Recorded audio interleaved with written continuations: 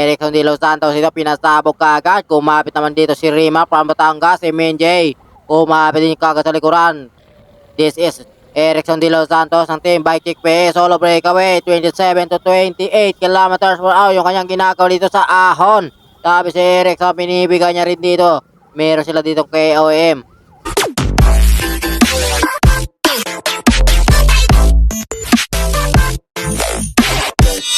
What's up mga master, for today's video dito naman tayo sa may King of Bayucan 2024. Panibagong araw, panibagong karera naman yung ating mapapanood ngayon.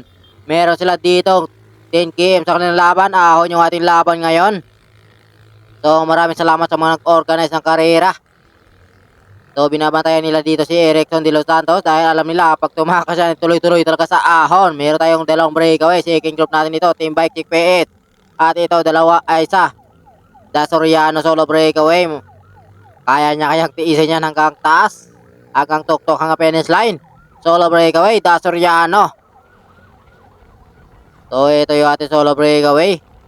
Erickson de los Santos, ito pinasabog kaagad. Kumapit naman dito si Rima from Batangas, si Minjay. Kumapit din kagad sa likuran. Si Kenneth andito sa likuran. Nagsikalasa na sila dito. Si Jobe naghahabol si Minjay. Dito mukhang ayaw na umusad yung bike ni Minjay.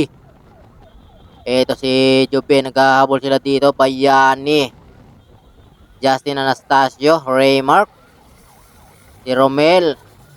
So nabutan na ito yung solo breakaway. Si Dasoriano, si Bayani dito. Kaya pagkatapos sa ahon. Justin Anastasio, si Romel ito naghahabol. Nakadikit naman itong si Raymark from Batangas.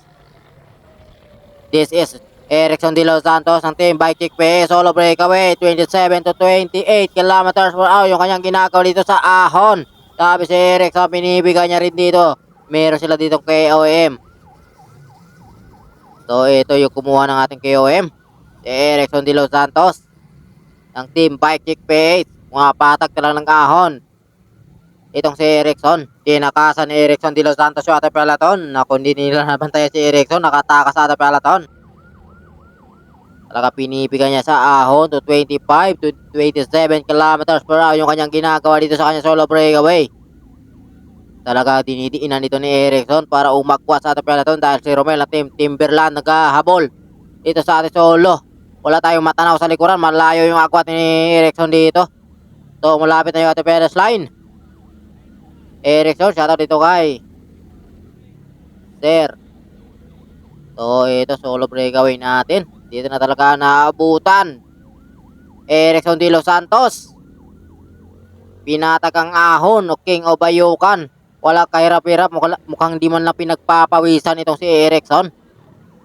Ito talaga yung kamas up ni Dave Emanuel. So kaya sila dito magre-rematch ulit sa MTV. So ito yung ating champion, Erickson de los Santos ng Team Bike Kick PE. So abangan na yung ating second group. Eto rin matihan dito si Romel. Umakwat si Romel, humabos si Bayani dito, si Joben. Nagkabike-truhan pa sila dito. So yun. Ito ating panglima, si Raymark from Batangas. Dumayo dito sa Maytanay, Rizal. Dito talaga napayo ko na rin talaga, naubusan.